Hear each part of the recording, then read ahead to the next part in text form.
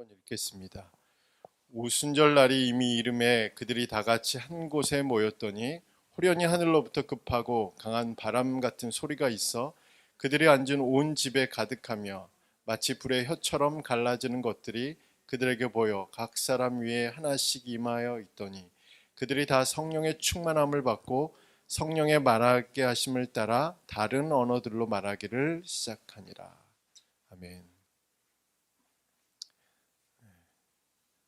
자, 오늘은 다 성령의 충만함을 받고 라는 제목으로 말씀을 함께 나누도록 하겠습니다. 신문기사나 뉴스에 자주 등장하고 있는 단어 중에 하나가 컨트롤 타워라는 단어입니다. 이 단어는 경제 부분에서나 정책 부분에서나 외교나 할 것 없이 자유 사용되는 말로서 중심이 되는 사람이나 조직을 의미하는 말로 주로 사용합니다. 그런데 이 단어는 한국에서만 사용하는 콩글리시입니다. 영어권에서는 이 컨트롤 타워라는 단어는 딱 한 곳에서만 쓰이죠. 바로 공항에서만 씁니다. 공항에 있는 관제탑, 그것을 컨트롤 타워라고 그렇게 부릅니다. 관제탑은 비행기의 이륙과 착륙을 유도하거나 통제하는 역할을 하죠. 제가 서두에 이 컨트롤 타워에 대해서 이야기하고 있는 이유는 오늘 본문인 사도행전 2장 1절에서 4절의 말씀이 사도행전 전체를 컨트롤하는 타워와 같은 역할들을 하고 있기 때문에 그렇습니다. 그래서 1절부터 4절까지의 말씀은 매우 짧지만 사도행전 전체를 이해하고 또 해석하는 원리를 제시하고 있기 때문에 어쩌면 매우 가치 있고 매우 핵심적인 구절이라고 할 수 있습니다.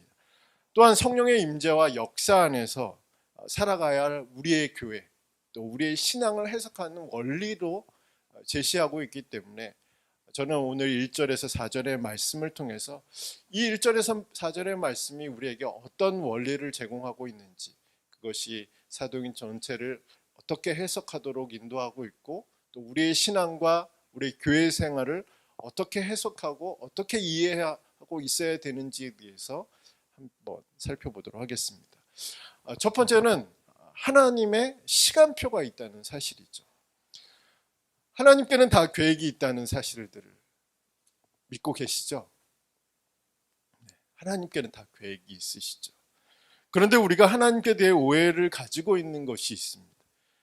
그것은 하나님의 반응이 너무 느리다라고 생각하거나 너무 빠르다라고 생각하는 것이죠. 그래서 우리가 간절히 기도할 때 우리가 원할 때 하나님의 반응은 너무 느린 것 같고, 우리가 원하지 않았을 때, 우리가 준비되지 않았을 때는 하나님이 너무 빠르게 말씀하셔서 그 말씀에 순종할 수 없는 그런 상황들이 빈번하게 일어나죠. 이런 일들이 반복되다 보면 어떤 일들이 발생하냐면 우리가 하나님을 오해하게 됩니다. 그리고 하나님의 임재와 동행에 대한 인식이 결핍되면서 영적인 침체에 빠지게 되는 거죠. 물론 영적인 침체를 겪는다고 해서 그것이 하나님의 임재나 하나님의 계획에서 그 경로를 이탈했다는 의미는 아닙니다. 이것은 하나님이 우리를 버려두는 것이 아니라 우리 입장에서 경험하는 것, 우리 입장에서 경험되는 것이 바로 영적인 침체라는 것이죠. 영성신학자로 유명한 토마스 머튼이라는 사람이 있는데 수도사였고 그리고 영성학자로 되게 유명한 사람입니다. 이런 경험을 이렇게 소개하고 있습니다. 악한 자나 세속적인 사람들보다 신실한 자들에게 빈번하게 일어나는 일이다. 그러니까 영적인 침체가 그리스도의 사랑을 전혀 느끼지 못한 사람들은 전혀 이 고통을 겪지 않는다라고 말했습니다. 또한 영국의 청교도 신학자이며 설교자였던 토마스 굿윈은 하나님을 진실로 경외하고 그에게 복종하는 신실한 하나님의 자녀들도 역시 어둠의 상태, 이 어둠의 상태를 이제 영적인 침체로 이야기를 하는 거죠. 이 어둠의 상태에 처할 수 있으며 전혀 빛이 없을 수도 있다. 그리고 그는 수년 동안을 그와 같은 상태에서 걷게 될 수도 있다라고 말하고 있습니다. 이분들 외에 다른 분들도 이 영적인 침체, 또는 어두운 밤, 빛이 전혀 없는 상태, 영적으로 그런 상태에 처할 수 있다. 그러니까 우리가 오해를 하게 되고 하나님의 임재와 동행에 대한 인식이 결핍되는 순간 영적인 침체를 겪게 되는데, 이 영적인 침체가 내가 믿음이 없기 때문에, 내가 구원받지 못했기 때문에, 아니면 내가 하나님의 자녀가 아니기 때문에, 내가 이런 잘못을 했기 때문에 발생하는 경우도 있겠지만, 이분들이 주장하고 있는 것, 그리고 우리가 생각하는 것은 이런 영적인 침체가 신실한 자에게도, 믿음이 좋은 사람에게도 쉽게 빈번하게 일어나는 일들이라고 말하고 있다는 사실입니다. 그러니까 영적인 침체는 누구나 겪을 수 있다는 얘기죠. 오해가 반복되면, 인식이 결핍되면 그런 일들이 쉽게 경험할 수 있다라는 겁니다. 그래서 우리가 가진 오해가 쉽게 풀리지 않을 때가 있어요. 그리고 아주 오랫동안 마음이 상한 채로 신앙생활을 할 수도 있습니다. 오해가 계속되면 그럴 수 있다는 사실이죠. 바로 그때 우리가 잊지 않아야 되는 것이 하나 있으면, 두 가지가 있는데, 하나는 우리가 여전히 하나님의 임재와 동행 가운데 살고 있다는 겁니다. 그것을 내가 알고 있건 알지 못하든, 내가 그것을 느끼고 있던 느끼지 못했던 간에 그것은 우리의 입장인 거지, 하나님은 여전히 우리와 동행하시고 우리를 그분의 임재 안에 살아가도록 은혜를 베풀어 주시는 하나님이십니다. 그것을 우리가 잊지 말아야 돼요. 신실한 자들도 때때로 낙심하고 절망하고 포기할 때가 있잖아요. 그때 어떤 생각이 들어요? 내가 구원받지 못했나? 내가 하나님께 무엇을 잘못했나? 내가 하나님께 무슨 실수를 했나? 내가 하나님께 말씀에 순종하지 못했나? 물론 그런 걸 따져보는 것은 어떻게 보면 당연한 일일 수도 있지만, 그러나 우리가 오해하지 말아야 돼. 가장 오해하지 말아야 되는 것은 하나님이 우리를 버려둔 것은 아니라는 사실이죠. 하나님이 우리를 밀쳐내고 있다는 것은 아니라는 사실이에요. 여전히 우리는 하나님의 임재 안에 살고 있고 하나님과 동행하고 있다는 사실이에요. 그것을 내가 느끼지 못할 때도 있죠. 내가 인식하지 못할 때도 있습니다. 그런 깨달음이 없을 수도 있지만 우리가 잊지 말아야 되는, 그것은 우리가 느끼는 것이에요. 하나님의 입장에서는 여전히 변함없이 우리와 동행하고 우리 가운데 함께 하시는 분이라는 사실들을 우리가 잊지 말아야 합니다. 또 하나 기억해야 하는 것은 하나님은 다 계획이 있다라는 사실들을 잊지 말아야 합니다. 즉 하나님의 일은 하나님의 시간표 안에서 진행된다는 사실들을 우리는 기억할 필요가 있겠죠. 바로 1절의 말씀에서 우리는 이 사실을 이해할 수 있습니다. 자, 1절 오순절 날이 이미 이르매 라는 구절의 원어상의 의미는 오순절 날이 완전히 채워졌을 때라는 의미로 해석할 수 있습니다. 즉 사도행전을 기록한 누가는 성령이 임한 때를 오순절이 되었을 때라고 말하지 않고 오순절 날이 완전히 채워졌을 때라는 단어를 사용해서 이 하나님의 시간표에 있는 그때를 이야기를 하고 있는 거죠. 하나님이 의도한 시간이 도달했을 때 성령이 임했다라는 사실들을 이 표현을 사용해서 기록하고 있다는 사실입니다. 그러니까 누가는 성령이 임하는 사건, 성령이 강림하는 이 사건, 이 시기는 하나님의 시간표에 의해서 결정되는 거예요. 그리고 앞으로 사도행전에서 일어나는 모든 일들도 마찬가지로 우연히 발생하는 것, 그것이 아니라 하나님의 시간표 안에서 진행될 것이라는 것이 바로 2장 1절 오순절 날이 이미 이름에 라는 이 단어 속에 포함되어 있다는 사실입니다. 이 메시지는 우리가 사도행전을 읽을 때 잊지 말고 읽어야 되는 거죠. 아, 이것이 마치 우연처럼 발생한 것처럼 생각할 때가 있다는 거죠. 베드로가 이제 나중에 10장에 보면 베드로가 너무 배고파가지고 무두장이 무두장이 가죽을 다듬는 그 집 2층 옥상에 올라서 기도하고 있어요. 밥때를 기다리고 있는 거죠. 이제 밥 줄 때까지 기다리고 이제 옥상에서 이제 기도하고 있는데 하늘에서 보자기가 내려와요. 근데 그 보자기는 정결하지 않은 동물들이 그 보자기에 쌓여서 내려옵니다. 배고팠는데 기도했는데 먹을 것이 하늘에서 내려오는 거예요. 근데 보니까 유대인들이 먹지 않는 동물들이에요. 먹을 수 없는, 정결하지 않은. 그러니까 베드로가 계속 거절해요. 저는 이거 못 먹습니다. 저는 이거 못 먹습니다. 지금 배고픈 상태에 환상을 보고 있는 거잖아요. 근데 하나님께서 내가 거룩하게 한 것을 네가 왜 부정하다고 하느냐. 그래서 그것을 3번 정도 이제 경험하다가 그때 또 누가 도착했죠? 고넬료 집안에서 보냈던 사람들이 그 무두장이 집으로 오게 된 거죠. 그래서 베드로를 만나요. 근데 이런 사건들이, 그리고 이 사건이 의미하는 바가 좀 놀라운 게 뭐냐면 바울이 이방인의 사도로 부르심을 받았잖아요. 고넬료가 이방인인데.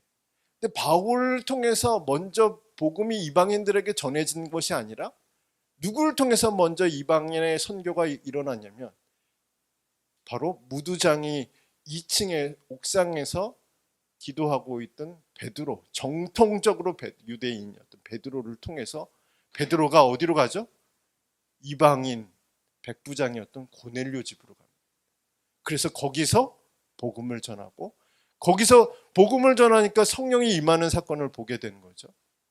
그래서 거기서 침례를 베풀어요. 베드로가 다시 왔잖아요. 소문이 났어요. 이방인들이 복음을 들었다. 이방인들이 침례를 받았다. 그러니까 이제 베드로는 또 변명을 해야 되잖아요.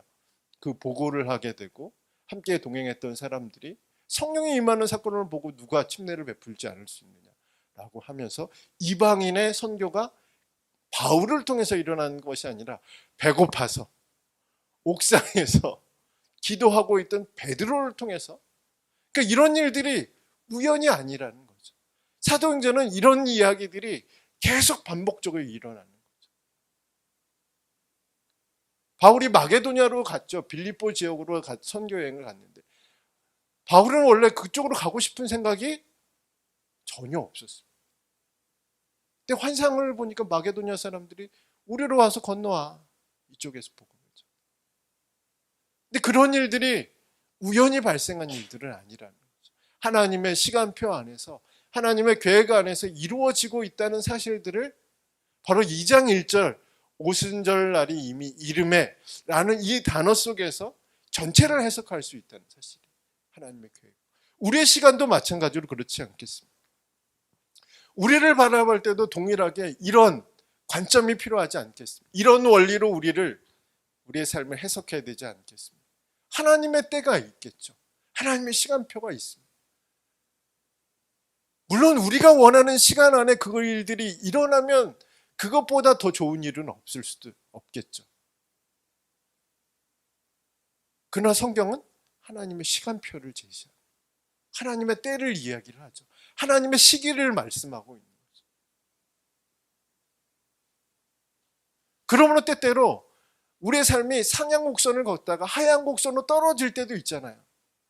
그때도 우리가 낙심하고 절망하고 포기하지 않을 수 있는 이유는 하나님의 시기가 아직 도달하지 않았기, 하나님의 때가 아직 도착하지 않았기 때문에 우리는 여전히 소망이 있고 희망이 있다는 사실이에요. 하나님의 시간표가 있다는 사실들을 우리가 기억할 필요가 있습니다. 지금 우리의 현실이 이런 원리를 부정할 수도 있습니다. 이런 원리가 적용되지 않는 것처럼 보일 수가 있겠지만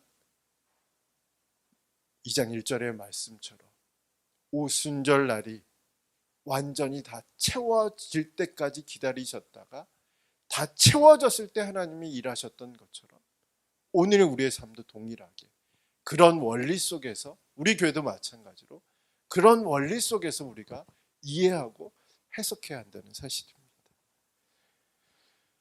그러므로 우리는 하나님의 계획이 이루어질 때까지, 그리고 하나님의 시간표 안에서 하나님의 일들이 진행될 때까지 믿음으로 이 시간들을 지내야 되겠죠. 저와 여러분에게 이런 믿음이 있기를 간절히 소망합니다. 두 번째 원리는 성령이 주도권을 잡으신다는 얘기입니다. 몇 년 전에 영국 크리스천 투데이에서는 성령에 대한 일반적인 오해 세 가지를 소개했습니다. 첫 번째는 성령을 인격이 아닌 어떤 능력이나 힘으로 생각하는 것입니다. 이런 오해는 하나님의 삼위일체를 부정하죠. 그리고 하나님의 인격성을 부정하는 겁니다. 그리고 성령과 우리가 교제할 수 없는 어떤 성령을 기능, 어떤 성령을 그것, 인격이 없는 그것, 그렇게 만들어 버리는 거죠. 성령님은 우리와 교제할 수 있는 인격을 가지신 분이시죠. 그리고 삼위일체의 하나님이십니다. 우리가 이 사실을 기억하는 것이 매우 중요하죠. 자, 두 번째 오해는 성령은 오시기도 하고 떠나시기도 한다고 생각하는 것입니다. 물론 예수님이 오시기 전에 성령님이 그렇게 역사하셨습니다. 우리가 구약의 성경에 보면 성령이 어떤 특정한 시기에 어떤 특별한 사람들에게 임하여서 역사하고 또 그 시기가 지나고 그 사람이 죽으면 성령이 떠나는 장면들을 우리가 구약을 통해서 쉽게 찾아볼 수 있죠. 그런데 예수님이 오신 후에는 조금 이야기가 달라졌어요. 그러니까 예수님이 오시기 전에 그리고 예수님이 승천하시기 전에는 그런 일들이 일어났습니다. 그런 일들이 주된 흐름이었죠. 그러나 예수님이 오시고 예수님이 죽으시고 부활하시고 승천하신 후에는 그리고 성령이 강림하신 이후에는 성령님은 신자들을 떠나지 않는다는 사실이죠. 떠날 수가 없으신. 그러므로 우리가 기억해야 하는 것은 성령이 우리 믿는 자 안에 내주하신다. 믿음의 공동체 안에 함께 머물러 계시고 그 안에서 역사하신다는 사실들을 우리가 이해할 필요가 있습니다. 자, 세 번째 오해는 성령은 어떤 현상이나 느낌을 동반한 강렬한 임재로 자신을 나타내시는 분이라고 생각하는 것입니다. 자, 오늘 본문에서도 그 이야기가 나와 있죠. 성령이 강림하시고 여러 가지 현상들이 나타납니다. 바람이 몰아치는 소리가 들렸습니다. 그리고 불이 갈라지는 것 같은, 그리고 각 사람 위에 불이 임하는 것 같은 현상이 나타났습니다. 그러나 우리가 잘 아는 대로 현상은 현상일 뿐이죠. 이런 현상들이 동일하게 나타날 것이라고 가정해서는 안 된다는 사실이죠. 이 현상들은 그 상황, 그 사람들, 그 어떤 특정적인 상황에 따라 성령이 나타나시는 모습들은 다양하다는 거죠. 우리가 잘 아는 대로 예수님이 침례를 받고 물 위로 올라오셨을 때 성령이 어떻게 임하셨죠? 강한 바람처럼 임하셨나요? 불같이 임하셨나요? 비둘기같이. 고넬료에게 이제 베드로 아까 말씀드렸던 거예요. 베드로가 고넬료와 그 집에 있는 사람들에게 복음을 전하잖아요. 성령이 나타나는 현상들은 없었어요. 근데 결과가 나타났어요. 그들이 성령을 받은 것을 어떻게 알았냐면 그들이 방언을 말하는 것을 보고 베드로는 이 사람들에게 성령이 임했구나라는 사실들을 알게 되고 그들에게 침례를 베풀었던 거죠. 그러니까 이처럼 어떤 현상들이 나타날 수도 있고 어떤 결과들만 보여질 수도 있고 어떤 현상들, 어떤 결과들조차도 없이 아무런 현상이나 결과 없이도 성령이 우리 안에 내주할 수 있다는 사실이죠. 우리가 예수 그리스도를 나의 구원자와 주님으로 믿으면 그런 일들이 발생할 수 있다는 거죠. 그러니까 이런 현상들 때문에 우리가 현혹되어서는 안 된다는 이야기를 하고 있습니다. 강렬한 임재만이 성령께서 역사하시고 임재하는 것이 아니라 때때로 성령님께서는 부드럽게 조용히 아무도 모르게 그러나 내 안에 확신이 들 수 있도록 그렇게 임재하시고 그렇게 역사하시는 분이라는 사실들을 우리가 잊지 않을 필요가 있습니다. 저는 성령에 대한 오해 한 가지 더 추가하고 싶다면 그것은 성령을 수동적으로 움직이시는 분이라고 생각하는 그것이 바로 성령을 오해하는 것이라고 생각합니다. 우리가 무엇을 하기 위해서 교회가 어떤 일을 완성하기 위해서 우리를 지지해 주시는 분, 우리에게 능력을 주시는 분, 우리를 도우시는 분, 그리고 우리를 위해서 기도하시는 분으로만 생각하고 있다면 그것은 성령을 오해하는 겁니다. 오늘 본문에는 이런 생각이 오해라는 사실들을 알려주는 구절이 있습니다. 우리 4절의 말씀입니다. 4절의 말씀을 한 번 더 읽어볼까요? 그들이 다 를 받고 성령이 말하게 하심을 따라 다른 언어들로 말하기를 시작하니라. 자, 4절은 성령의 강림하심으로 일어난 결과에 대해 기록하고 있는데 여기서 우리가 주목해야 하는 것은 성령이 말하게 하심을 따라입니다. 그러니까 마가의 다락방에 모여 있던 사람들이 성령의 충만함을 받게 되자 그들은 유월절을 지키러 온 예루살렘의 유월절을 지키러 온 디아스포라, 흩어진 유대인들에게, 디아스포라 유대인들은 이제 뭐 여러 민족에 흩어진 사람들이에요. 그래서 그 사람 출생부터 물론 유대인이라는 그런 정체성을 가지고 있지만 언어는 어떤 언어냐면 그 태어난 곳의 언어를 가지고 있어요. 물론 유월절에 예루살렘에 와서 오순절날에 절기를 지키고 있지만 유대 그러니까 아람어죠. 아람어, 히브리어를 못 알아듣는 사람도 있어요. 그리고 알아들어도 정확하게 잘 이해하지 못하는 사람들이 디아스포라 유대인들입니다.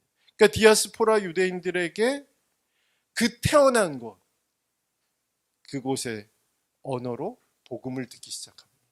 그러니까 다 놀라워하는 거죠. 이게 결과죠. 그런데 이런 일들이 자연스럽게 일어난 것이 아니라 어떤 능력을 받아서 일어난 일들이 아니라 성령님이 주도권을 잡으시고 그들에게 말하게 하시니 이런 일들이 발생했다라고 4절에 기록하고 있다는 사실이죠. 그러니까 2장 4절의 말씀뿐만 아니라 그 위의 모든 말씀도 이 부분이 생각된 거죠. 생략됐다는 얘기죠. 어떤 기적을 베풀거나 어떤 방언을 말하거나 어떤 선교의 문이 열리거나 어떤 놀라운 사건이 발생하거나 놀라운 일들이 일어나거나 교회가 세워지거나 이런 모든 일들은 성령이 주도권을 잡고 일하시는 거예요. 그러니까 성령님이 그냥 능력을 주고 야, 너 마음대로 해봐라. 내가 도와줄게. 내가 뒤에서 밀어줄게. 네가 원하는 건 내가 공급해줄게. 앞에 가서 해보면 잘할 거야. 이렇게 말씀하시는 분이 아니시라 성령이 말하게 하심으로 성령의 주도권을 가지고 이 모든 사역들을 주도해 가신다는 사실이죠. 그래서 우리는 사도행전을 읽을 때 이 원리를 잊지 말아야 합니다. 성령님은 모든 상황, 교회뿐만 아니라 어떤 개인의 신앙뿐만 아니라 모든 상황과 모든 환경도 주도권을 잡으셔. 그 주도권을 빼앗기신 적이 없으신 거죠.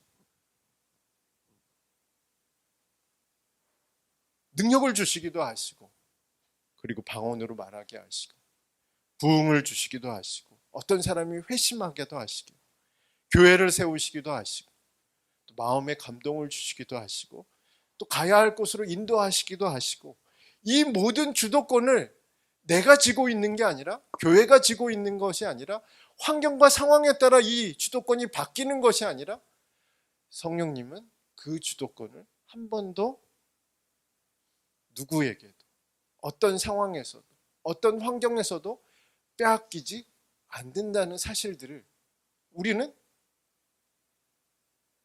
기억할 필요가 있겠죠. 우리의 교회 그리고 우리의 신앙생활에 새로운 통찰력을 저는 제공할 거라고 생각합니다. 그리고 매우 중요한 통찰력을 제공한다고 믿습니다. 어떤 통찰력이냐면 우리 역시 성령의 주도권 아래 살아가고 있다는 사실이에요.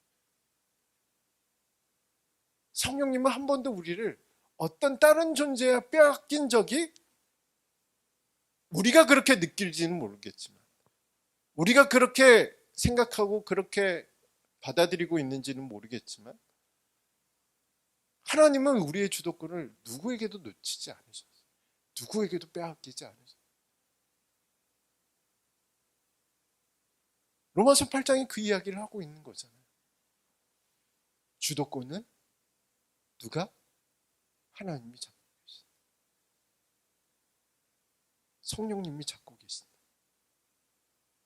그러므로 우리는 오해하지 말아야죠. 성령님은 어떤 서포트하는 역할로만 서포트도 해주시죠. 그러나 더 중요한 것은 사도행전의 말씀을 통해서, 또한 2장 4절의 말씀을 통해서 주도권은 성령님 갖고 계신다.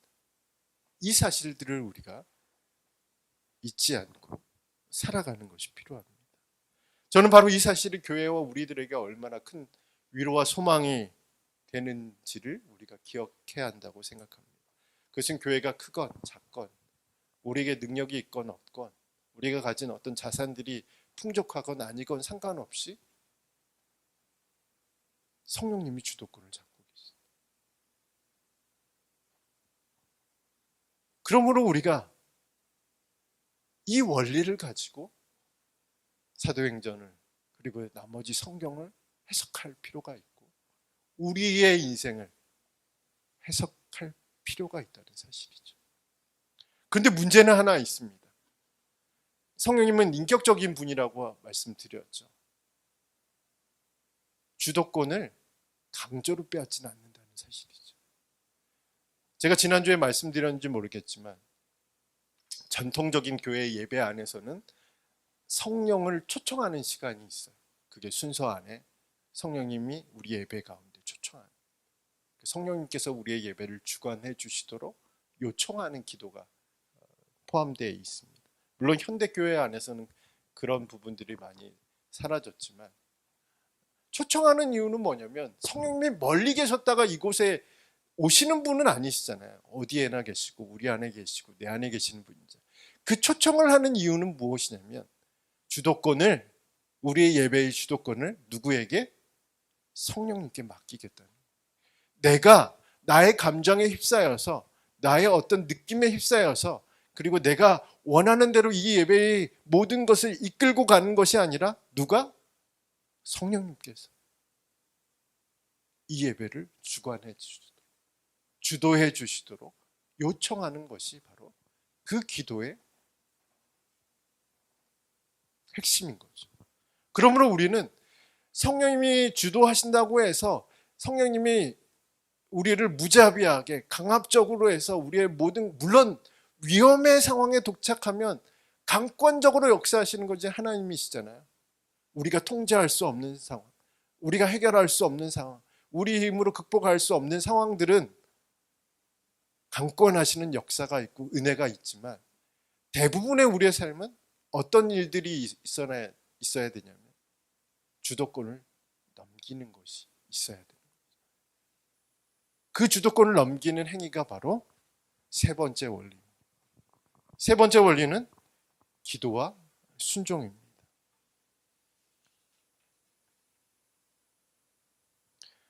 자, 첫 번째 원리가 뭐라고 말씀드렸죠? 하나님의 시간표가 있다. 하나님께는 다 계획이 있다. 그리고 그 시기가 되었을 때 하나님은 하나님의 일을 하신다는 사실. 두 번째는 뭐라고 말씀드렸죠? 성령님이 주도하신다. 자, 세 번째. 성령님이 우리를 주도하시려면 우리가 성령의 역사, 성령의 임재, 성령의 놀라운 은혜를 경험하기 위해서는 주도권을 내가 가지고 있으면 안 되는 거죠. 내가 가지고 있으면 여전히 똑같은 삶을 살아가겠죠.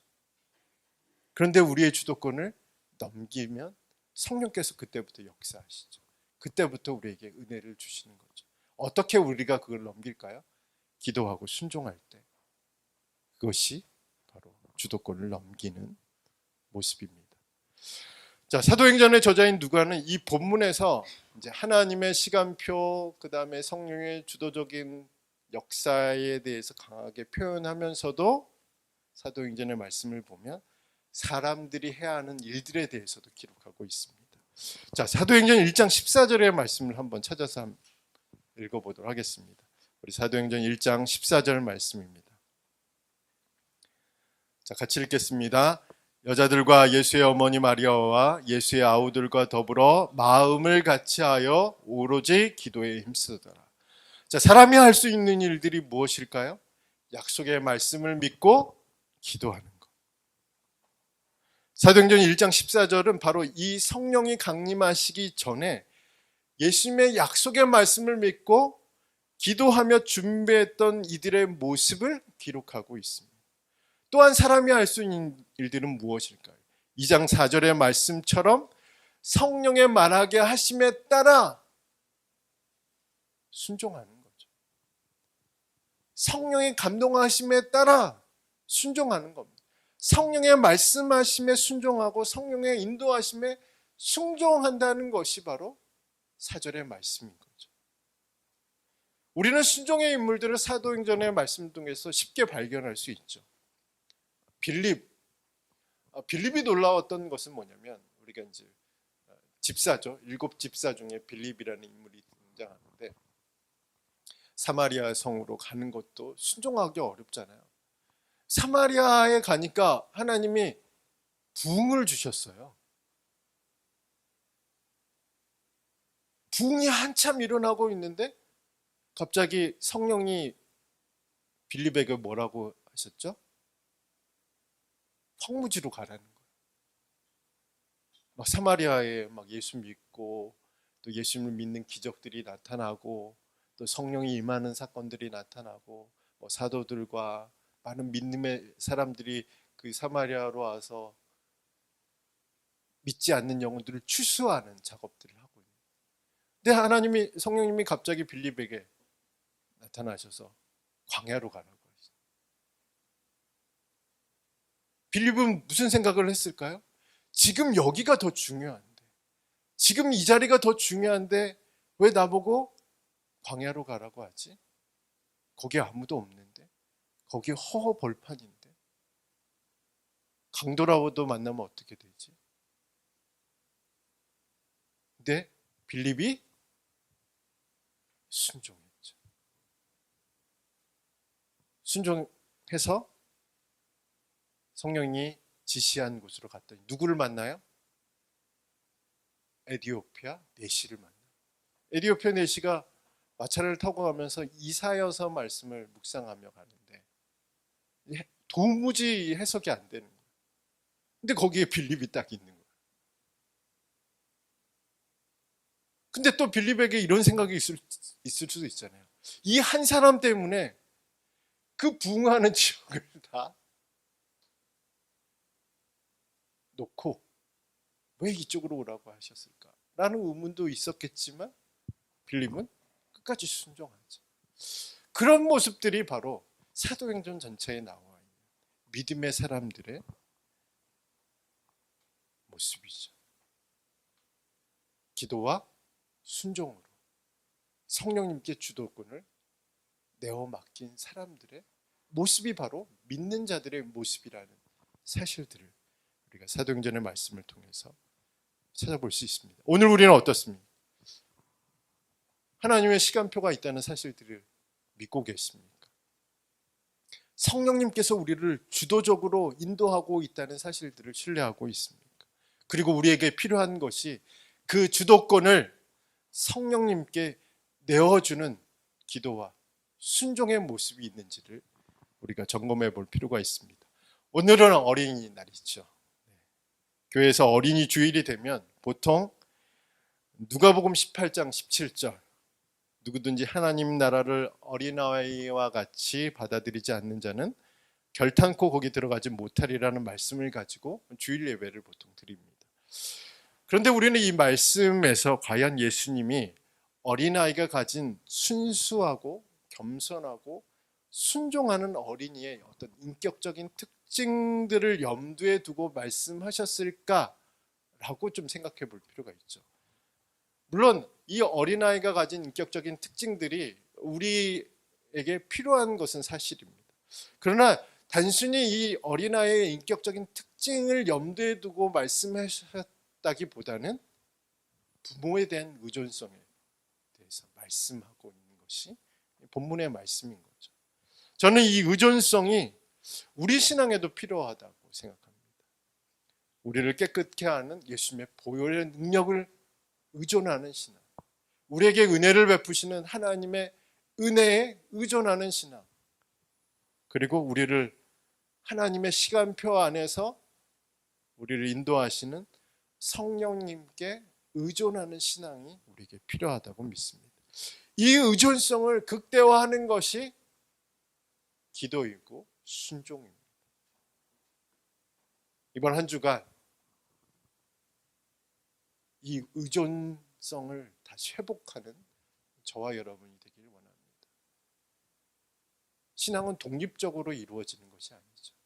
우리가 하나님을 의지하고 의존하면 의존할수록 우리의 인생은 하나님의 시간표 안에서 성령이 주도하시는 역사들을 경험하며 살아가게 될 줄 믿습니다. 그것을 극대화하는 것이 우리의 기도와 순종인 줄 믿습니다.